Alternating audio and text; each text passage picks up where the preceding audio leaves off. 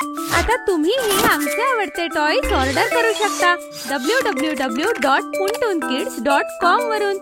Link description मध्ये आहे. Cotton candy वाले काका. गट्टू चिंकीच्या घराजवळ जत्रा भरली होती आणि हरी, बंटी आणि गुड्डी सगळेजणच त्या जत्रेला जाऊन आले होते. संध्याकाळी खेळताना सगळे मित्र एकत्र आले होते.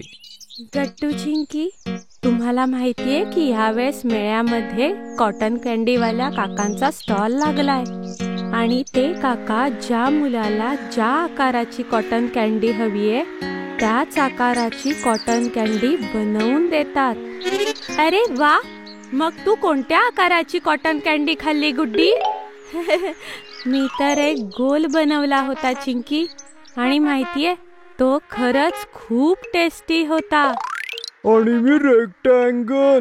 माझी कॉटन कॅन्डी सुद्धा खूप छान होती मित्रांनो. काय खरंच गुड्डी, वाव. आता मलाही जायचंय मेळ्यामध्ये आणि त्रिकोणी आकाराची कॉटन कॅन्डी खायची आहे मला. हो, आता मलाही मेळ्यामध्ये जायची खूप इच्छा होतीये. गट्टू, आज आपण बाबांना आपल्याला मेळ्यामध्ये घेऊन जा असं सांगू. जर तुम्हाला जायचंय तर लवकर जा, कारण आता लवकरच मेळा संपणार आहे मित्रांनो. हो, अच्छा ठीक आहे गुड्डी. चिंकी, चल आता घरी जाऊ. खेळता खेळता खूप उशीर झालाय आता. गट्टू चिंकी घरी परततात आणि रात्री बाबा ऑफिसहून परत आल्यावर त्यांच्या सोबत जत्रेला जाण्याविषयी बोलतात. बाबाही त्यांना जत्रेला घेऊन जाण्यासाठी तयार होतात. 2 दिवसानंतर रविवार येतो आणि गट्टू चिंकी आई बाबांसोबत जत्रेला जायला तयार होतात. वाव, हा मेळा किती मोठा आहे ना चिंकी. बघ, इथे किती झोके आहेत. हो गट्टू, पण झोके नंतर बघू. आधी आपण कॉटन कॅन्डीवाल्या काकांच्या स्टॉलवर जाऊ आणि कॉटन कॅन्डी खाऊ. हो मुलांनो, चला आधी कॉटन कॅन्डीज खाऊया. आई बाबा गट्टू चिंकीला त्या ठिकाणी घेऊन जातात जिथे कॉटन कॅन्डीवाल्या काकांचा स्टॉल लागतो. पण आज तर कॉटन कॅन्डीवाले काका तिथे आलेच नव्हते. हे काय बाबा, आज तर कॉटन कॅन्डीवाले काका आलेच नाहीत. हे आमच्या सोबत का झालं बाबा? जेव्हा आपण इथे आलो तेव्हाच काका निघून गेले. बंटी, गुड्डी आणि हरी सगळ्यांनी वेगवेगळ्या आकाराची त्यांची कॉटन कॅन्डी खाल्ली आणि आम्हीच राहून गेलो. हो चिंकी, तू बरोबर बोलतीयस.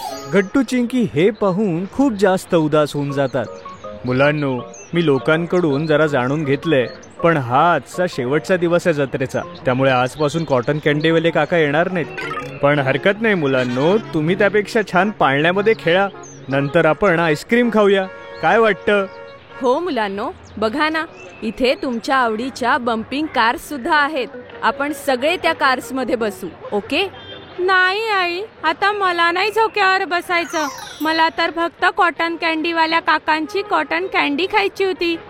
हो आई बाबा, चला घरी जाऊ. गट्टू चिंकीला उदास झालेलं बघून आई बाबा सुद्धा उदास होतात आणि त्यांना घरी घेऊन येतात. घरी आई गट्टू चिंकीच्या आवडीचं जेवण बनवते, तर बाबा गट्टू चिंकीच्या आवडीची मिठाई घेऊन येतात. पण तरीही गट्टू चिंकी उदासच होते. दुसऱ्या दिवशी शाळेतून आल्यावर गट्टू चिंकी झोपी जातात. पण जेव्हा ते उठतात तर त्यांना एक आवाज ऐकू येतो. अरे चिंकी, ही घंटीची आवाज कुठून येतेय? कदाचित आईस्क्रीमवाल्या काकांची घंटा असेल. चल गट्टू, बाहेर जाऊन बघू. हो चल चिंकी. गट्टू चिंकी धावतच बाहेर जातात आणि जेव्हा ते जातात तेव्हा आश्चर्य होतात. बाहेर आई बाबा आणि हरी, बंटी, गुड्डी सगळे होते आणि त्यांच्या सोबत होते कॉटन कॅन्डीवाले काका त्यांच्या स्टॉल सोबत. वाव आई बाबा, वाव. अरे गट्टू, आपल्याला स्वप्न तर नाही ना पडलं? नाही गट्टू चिंकी, हे काही स्वप्न नाही बरं. हेच आहेत तुमचे कॉटन कॅन्डीवाले काका, जे वेगवेगळ्या आकाराचे कॉटन कॅन्डी बनवतात. हो गट्टू चिंकी, हे तेच काका आहेत. पण बाबा, हे सगळं कसं झालं? मेळा तर कालच संपलाय, मग काका इथे कसे आले? गट्टू, मी कालच काही लोकांकडून शोधलं हे, आणि मग मला मोठ्या मुश्किलीनं या कॉटन कॅन्डीवाल्या काकांचा नंबर मिळाला आणि त्यांचं दुकान सापडलं.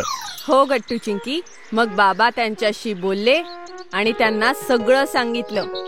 मग आम्ही त्यांना स्पेशल रिक्वेस्ट केली की तुम्ही आमच्या घरी या आणि तुम्हा सगळ्या मुलांना कॉटन कॅन्डी द्यावी. तेवढ्यात कॉटन कॅन्डीवाले काका गट्टूला म्हणतात, आणि मुलांनो, मी तुमच्या आईबाबांची विनंती मान्य केली, कारण मला लहान मुलं खूप आवडतात. मी कुठल्याही मुलाला दुःखी बघू शकत नाही. थँक्यू सो मच आई बाबा, तुम्ही आमच्यासाठी इतकं केलं. आणि काका, तुम्हालाही थँक्यू सो मच, कारण तुम्ही आमच्यासाठी इतक्या लांबून आलात. काही हरकत नाही बेटा. आता पटापटला सांगा, तुम्हाला कोणकोणत्या आकाराची कॉटन कॅन्डी खायची आहे ते.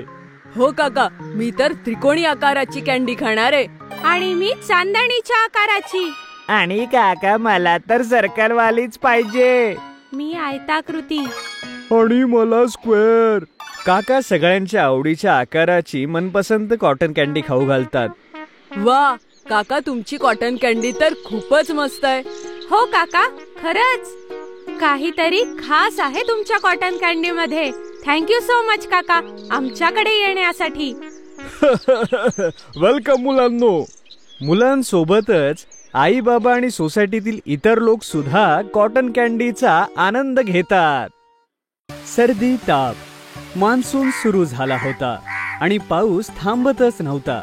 गट्टू, चिंकी आणि आई बाल्कनीत बसून पाऊस पाहत होते. आई, बघ ना, किती मस्त पाऊस पडतोय. मलाही पावसात भिजावं असं वाटतंय. हो गट्टू, तू अगदी माझ्या मनातलं बोललास. मलाही खूप इच्छा होतीये पावसात भिजायची. नाही मुलांनो, वातावरण बदलतंय.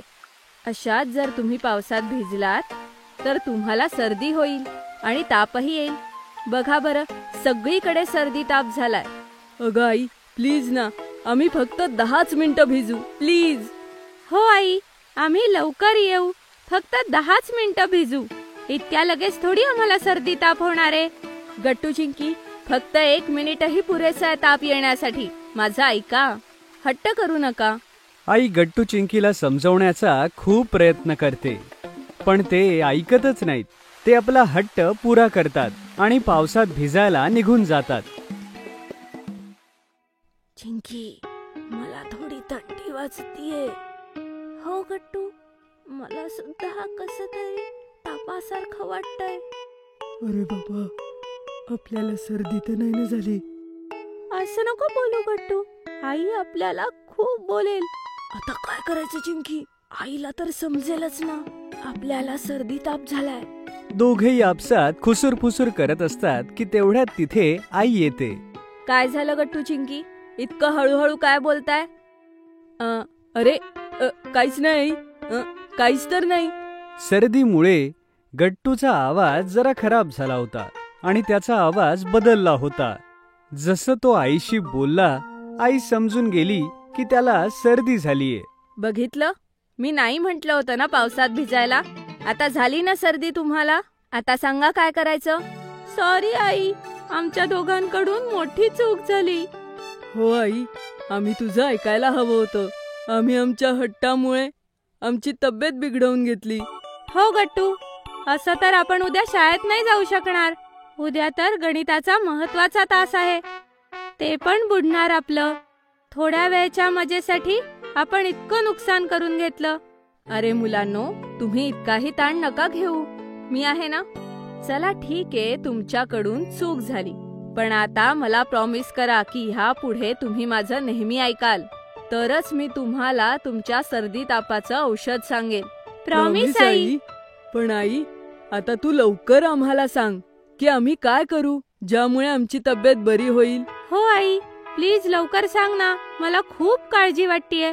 मुलांनो, मी तुमच्यासाठी माझा स्पेशल सर्दी तापाचा काढा बनवते, ज्यामुळे सकाळपर्यंत तुमची सर्दी एकदम गायब होऊन जाईल. काय खरंच आई? असा काही काढा असतो का?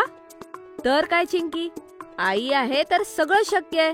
आईचं बोलणं ऐकून गट्टू आणि चिंकी सुटकेचा निश्वास टाकतात. ठीक आहे आई, मग वेळ का घालवायचा? तू लवकर आमच्यासाठी तुझा स्पेशल काढा बनव ना. परत एकदा सॉरी आई, आता परत आम्ही भिजण्यासाठी हट्ट नाही करणार. काही हरकत नाही गट्टू, चिंकी, मला आनंद ह्याचा आहे की तुम्हाला तुमची चूक समजली. फक्त 10 मिनिटं थांबा, मी लवकर तुमच्यासाठी काढा बनवून आणते. असं म्हणून आई पटकन किचन मध्ये जाते आणि आपला स्पेशल काढा बनवू लागते. थोड्या वेळाने काढ्याचा सुगंध सुटतो. आई गट्टू चिंकीला काढा आणून देते.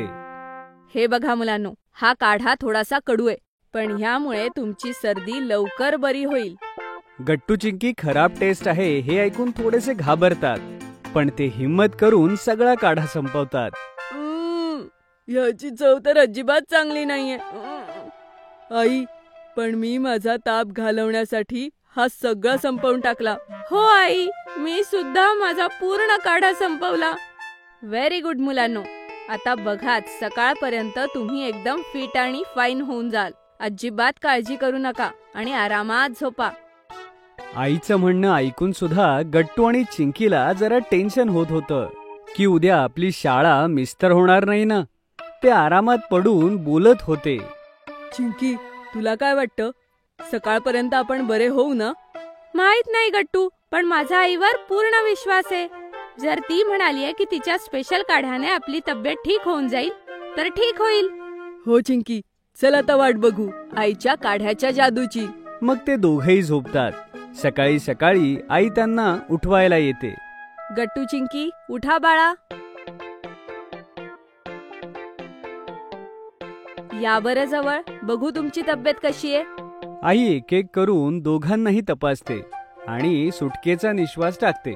तुम्हाला आता कसं वाटतंय? आई, मला आधीपेक्षा खूप बरं वाटतंय. हो आई, आता मलाही माझी तब्येत बरी वाटतेय.